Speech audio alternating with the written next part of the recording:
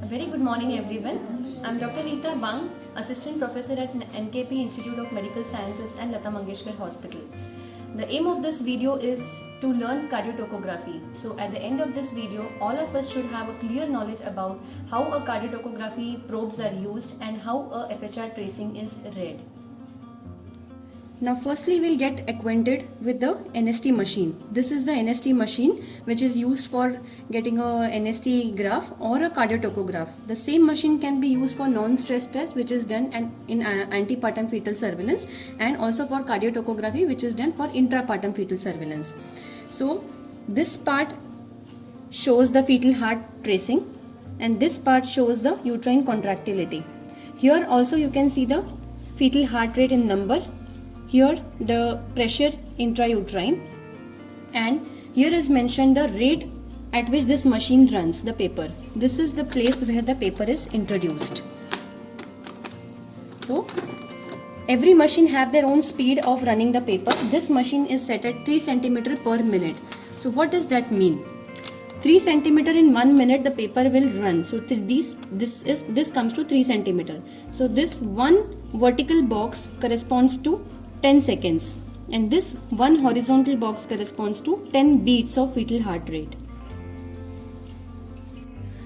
These are the probes which are used. This is a ultrasound Doppler which is used for fetal heart rate tracing, and this is a Toco transducer which is kept just at the fundus of the uterus without any pressure or any jelly underneath for taking the intrauterine pressure. The same machine is used for non-stress test. Then this is a probe which is given to the patient to record the fetal movements, and the associated fetal accelerations are noted on the NST paper. As in this patient, this is a patient who is a primigravida in early labor with full-term pregnancy. As you can see, the pressure intrauterine is rising as she is having contraction. Now the contraction has come down, so pressure is coming below 10. Now we'll see how a fetal heart rate tracing is read.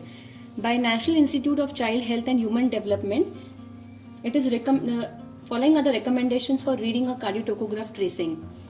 The mnemonic Dr. C. Bravado gives each and every aspect of the tracing. So doctor determines the risk, C is contractions, BRA stands for baseline rate, V is for variability, A is for accelerations, D is for decelerations, and O is for overall assessment. Now we'll see each parameter in detail. Now DR stands for determining risk. History and clinical context of the situation has to be evaluated to read the tracing. For example, the patient which we saw right now, she was a primigravida with full-term pregnancy in early labor. So in this case, primigravida itself is a high risk factor. Coming to contractions, we need to see the frequency and intensity of contraction. The frequency of contraction is seen by this horizontal line as the number of contractions which we can see in 10 minutes period. And to see the intensity of contraction, we need to see the pressure which is mentioned on this vertical line in kilopascals, that's the intrauterine pressure. So as you can see, these are the contractions, how they are recorded on a NST graph. Coming to baseline rate is the fetal heart rate. It has to be between 110 to 160. If it is less than 110, it is called fetal bradycardia. If it is more than 160, it is called fetal tachycardia. At least a 10-minute segment has to be read, and in that at least a 2-minute segment has to be identifiable. It may not be continuous. As you can see in this graph, the baseline rate lies is 140 to 150. So when you read the 10-minute segment, it has to be neared about to the 5 beats. The nearest 5 beats, it has to be rounded off. So in this, it is around 140 to 150 fetal heart rate as the baseline rate. Here you can see the contractions. The intensity of contraction is good and it is lying for at least almost 45 to 50 seconds. So it has good contractions. When the fetal heart rate lies above 160 and it is lasting for at least 10 minutes, it is called as fetal tachycardia. And when the baseline, here you can see the baseline has shifted below 110 and it is lying for more than 10 minutes period, it is called fetal bradycardia. Coming to baseline variability, it is the basal fetal heart rate fluctuations which you can see, and it indicates a intact fetal nervous pathway. The variability normally is 5 to 25, which is called as moderate variability. If it is less than 5, it is called as mild variability. It can also have absent variability, or if it is more than 25, it is called marked variability. As you can see in this graph, there is no beat to beat variability and it's a flat line. So this is absent variability. Here you can see there is a mild variability, but it is less than 5 beats per minute. So it is minimal variability. Here you can see it is lying from 5 to 25, the beat to beat variability. So it is a moderate variability which is seen in normal NST, and when it is more than 25, it is called as marked variability. Now coming to accelerations. Acceleration is abrupt increase in the fetal heart rate for at least more than 15 beats lying at least for 15 seconds.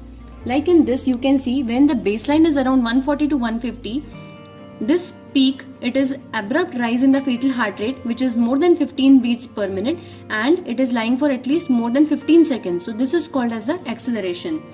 To call an NST a reactive NST, at least 2 accelerations have to be seen in a 20 minutes period.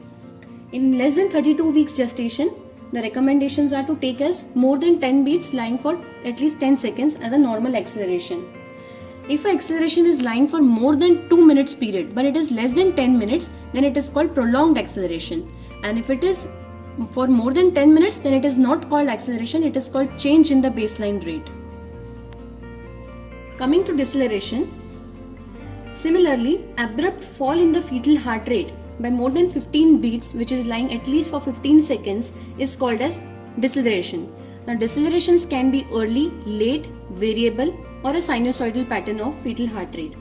Let us see early deceleration. The onset, nadir, and end of deceleration coincides with the onset, peak, and end of contraction.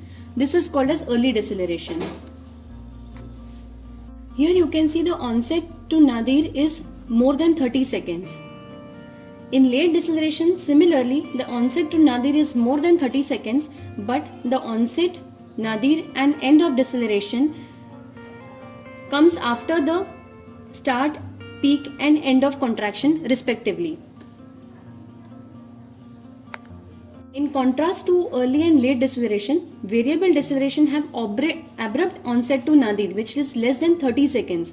So it has abrupt fall in the fetal heart rate, which is less than 30 seconds, and the onset, nadir, and the recovery of the deceleration doesn't coincide with, or there is no relationship between the contraction and the deceleration. This is called as variable deceleration. Now comes the sinusoidal pattern of fetal heart rate, where there is no beat to beat variability, but there is an undulating like fetal heart rate wave like pattern, a sine wave like pattern. This is called as a sinusoidal pattern. It is generally seen in severe fetal anemia. Now comes the overall assessment. Overall assessment will give the complete scenario of how the tracing has to be divided, whether it is a category 1, 2 or 3. So accordingly the management will be decided. So category 1 is a normal cardiotocograph, which will have a baseline of 110 to 160, moderate variability of 5 to 25, accelerations may or may not be present, and decelerations, no late or variable decelerations, early deceleration may or may not be seen. A category 3 is an absolutely abnormal cardiotocograph, and it has to be intervened immediately. It can either have a sinusoidal pattern or absent variability with either of these, either of fetal bradycardia associated with absent fetal variability, recurrent late decelerations, or recurrent variable decelerations along with absent variability. These comes under category 3. Anything that doesn't come in category 3 or 1 is category 2, which is indeterminate, where the condition needs to be clinically evaluated closely and then the decision has to be taken. Either it can have a fetal tachycardia, a fetal bradycardia with normal variability.